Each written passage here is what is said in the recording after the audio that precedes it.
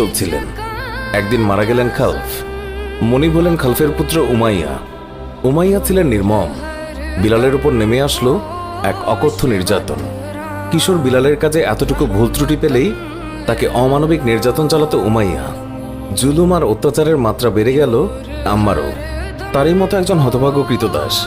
আম্মার পরে নবী সাল্লাল্লাহু আলাইহি ওয়াসাল্লামের সাহাবাদের একজন হয়ে ওঠেন এবং তার হাতে স্থাপিত হয় ইসলামের প্রথম মসজিদের ভিত্তিপ্রস্তর। আম্মারের কাছে বিলাল রাদিয়াল্লাহু তাআলা আনহু শুনলেন মহানবী সাল্লাল্লাহু আলাইহি ওয়াসাল্লামের নাম। দুজনেই সিদ্ধান্ত নিলেন ইসলাম গ্রহণ করবেন। একসময় সেটি করেও ফেললেন। বিলাল রাদিয়াল্লাহু তাআলা আনহুর ইসলাম গ্রহণের খবর আর চাপা রইল না। মনিব উমাইয়া এবার হাজার গুণ ক্ষিপ্ত হলেন। বিলালের উপরে সে অত্যাচারের মাত্রা আরও চরমে পৌঁছালো। তাকে বলা হলো জন্তুর মতো চার পায়ে চলাফেরা করার জন্য। আদেশ অমান্য করলেই শাস্তি। কখনো বা বিলালের গলায় দড়ি বেঁধে ছেলেদের হাতে তুলে দেন। ছেলেরা তাকে মক্কার রাস্তায় টেনে হিঁচড়ে যেখানে সেখানে নিয়ে যায়। অজ্ঞান হয়ে যায় বিলাল।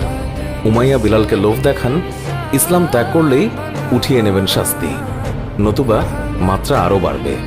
কিন্তু বিলাল তার আদর্শ থেকে সরেন না এক চুলো। প্রাণের চেয়েও যে আদর্শ বড়। ফলাফলে আরও খেপে যান উমাইয়া। নির্যাতন ক্রমে বেড়েই চলল। এবার বিলালের বুকে ভারী পাথর চাপিয়ে তাকে মরুভূমির অগ্নিতপ্ত বালুর উপরে চিৎ করে শুইয়ে রাখা হলো। বন্ধ করা হলো খাবার। চাবুকের আঘাতে আঘাতে তাকে জর্জরিত করা হলো। ক্ষত বিক্ষত দেহে ছড়িয়ে দেওয়া হলো লবণ। কখনো বা চুবিয়ে রাখা হলো পানিতে। অসহ্য যন্ত্রণায় কাতর হয়েও নিজের আদর্শকে অস্বীকার করলেন না একটিবারের জন্যেও। মনে মনে শুধু আল্লাহর কাছে প্রার্থনা করে যান একদিন নিশ্চয়ই এই যন্ত্রণার অবসান হবে। বিলালের উপরে এই ভয়ঙ্কর নির্যাতনের খবর গেল নবীজি সাল্লাল্লাহু আলাইহি ওয়াসাল্লামের কাছেও। কেঁদে উঠল তার অন্তর। ভাবতে লাগলেন যে কি করা যায়। সাহাবীদের সাথে আলোচনা করলেন।